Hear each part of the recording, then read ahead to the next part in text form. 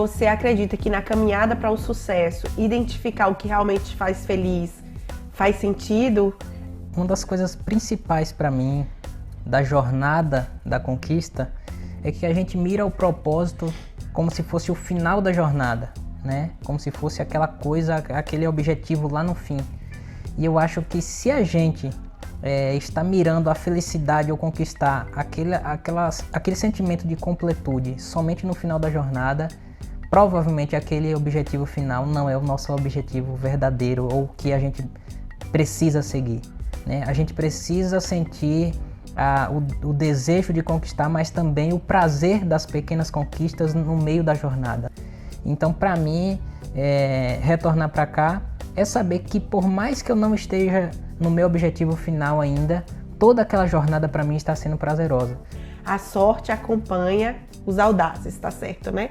E já quero te perguntar, você tem apenas 30 anos, né? E aí, assim, o ramo de energia solar não é algo que está na moda, não é algo que é fácil de investimento. Então, o que te motivou a entrar nessa área, né? E como que foi o caminho que você trilhou? Já fazia parte na sua vida? Quero que você realmente explore aí, faça com que a gente conheça essa parte, né, da sua escolha. E dentro dessa reflexão sobre por que você escolheu, o que te motivou, também já vamos pegar aí os insights daquilo que pode motivar quem está em casa. Essa frase ela não é minha. Para a gente iniciar, ela é uma frase que ela é o lema dos mergulhadores de combate da Marinha, né? Assim, é considerado o curso mais difícil dentro das forças militares, uma tropa de elite da Marinha. E eles usam esse lema, e aí quando eu conheci essa frase, para mim fez muito sentido, porque muitas situações da minha vida eu tinha tudo para dar errado e eu ia lá e tentava, digamos assim, né? Eu tentava e acontecia, de alguma forma acontecia. E aí eu comecei a ver que aquilo sempre acontecia. Nessa frase em si, Fortuna audace sictur significa a sorte acompanha os ousados ou os audazes. Na minha mente de cristão, diz: tudo depende de mim, mas tudo eu oro como se dependesse de Deus, né? Então assim, o que é que eu posso fazer como homem, como ser humano, como condições do meu dia a dia? O que é que eu posso fazer? O máximo é como se dependesse tudo de mim, mas eu oro como se dependesse tudo de Deus. Então, quando eu ia para algo, eu entregava na mão de Deus, eu tinha todo o não possível, ou seja, eu estava sendo ousado. Eu ia lá tentar a sorte, mas a sorte acompanhava lá, essa sorte transvestida ali, né, para a sociedade como sorte, para mim era a bênção de Deus, né? Então, assim, para mim, essa sorte, a sorte divina na minha vida, é isso, né? E aí a gente já pega um gancho para o nome da empresa. Quando eu fui escolher o nome da empresa, eu já estudei um pouco de marketing, eu sabia que Ebenezer não tem uma coisa forte de marketing, né? Mas eu sabia que aquilo representava muito para mim. E Ebenezer significa até aqui nos ajudou o Senhor, né? Então, de alguma forma, aquilo falava comigo. E aí eu pedi orientação a Deus e eu senti no meu coração isso, né? E Deus falando comigo que o meu marketing era Deus, eu não precisava de marketing. Por mais que eu fosse fazer isso, o que ia me trazer o crescimento na minha empresa ou o fechamento de contratos era a bênção de Deus na minha vida. Então por isso que eu não estava ligando se a marca ia... Ebenezer, o que é que tem a ver com energia solar? Eu poderia colocar qualquer outra coisa ligada à energia ou a sol, né? Então eu coloquei Ebenezer porque eu queria colocar como marca o que Deus me ajudou até aqui e saber que daqui para frente Ele vai continuar me ajudando ainda, né? E foram várias coisas que me aconteceram para entrar na energia solar e mais uma vez a ousadia me acompanhou. Eu não tinha experiência nenhuma. Quando eu fui contratado para o meu primeiro emprego, né, nessa área, né, de solar, e eu lembro muito bem que uma das perguntas na entrevista lá eu não sabia e eu falei assim: não, mas pode ter certeza que o que eu não souber eu aprendo. Então essa ousadia de falar assim, o que eu não souber eu aprendo, me deu a firmeza que eu precisava para aquela entrevista. E ele falou assim: não, entrega.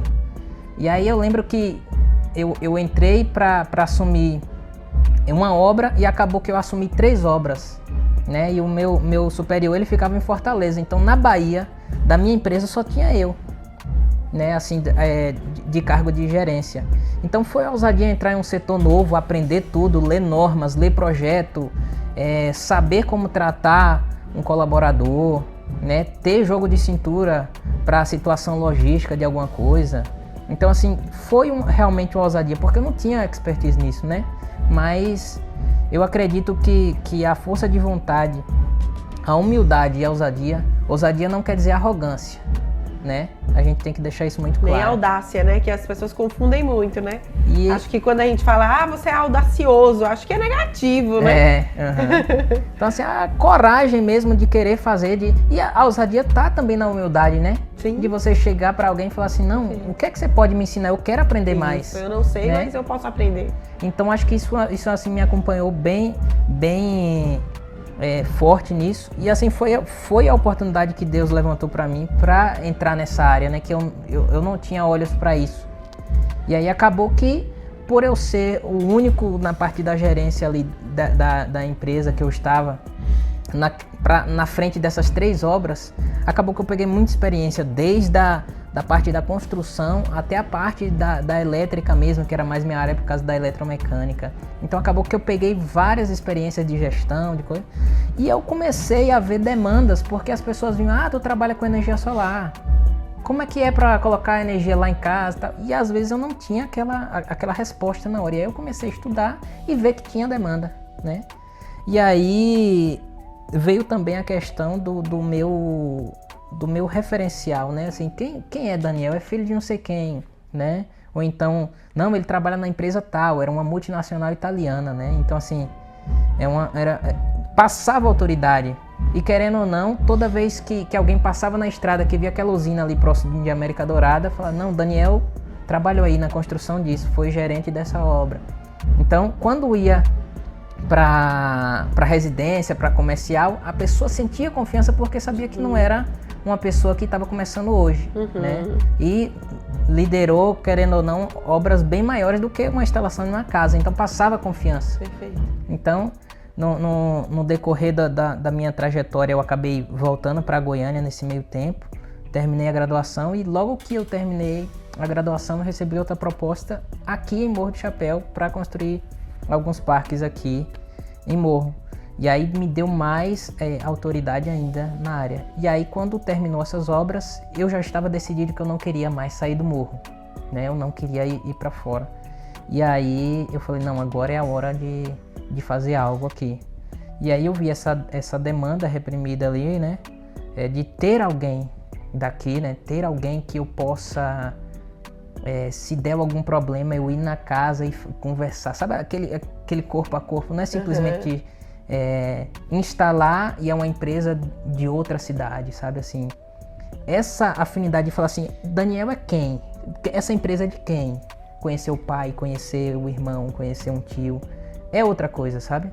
Pode ter várias empresas e tem várias empresas, mas esse nível de afinidade com o cliente, inclusive, um dos meus lemas é focar em Morro do Chapéu. Então eu recusei várias propostas para instalar em Utinga, em Cafarnaum, em Bonito, em Uibaí. Recusei várias, passei para outros colegas, porque o meu foco é atender Morro do Chapéu, é esse contato. E um dos lemas da Ebenezer é, não tratamos você como número. Eu não quero saber quantas placas eu instalei, quantos megas eu já instalei, qual foi a minha margem de lucro, eu não quero saber isso. Eu quero saber que eu posso ir na casa do meu cliente e falar, e aí, tá tudo bem? E ele tem um problema lá que não tem nada a ver com a solar e ele me ligar, Daniel, só tu pode me ajudar aqui. É isso que pra mim importa na Ebenezer, sabe? É tratar o cliente como alguém íntimo, né? Então pra mim a experiência que eu tenho tido e que eu quero passar é essa, entendeu? Perfeito. E um dos sinais para identificar o propósito é justamente esse servir, né? Exato. Se serve o próximo, faz parte do propósito, né? Exato. Então isso é maravilhoso. Já vai aí também um insight, né? Para quem tá anotando em casa. Se você tá servindo alguém, se a sua motivação vai além do que números, mas a sua motivação vem do seu coração. Servir ao próximo, amar ao próximo, que eu posso possibilitar para ele. Por que você passou para outra pessoa? Porque você não ia poder dar a mesma disposição a quem está em Uibaí, em quem está em outra cidade. A disposição, que é o lema, um dos lemas da sua empresa, não ia estar lá.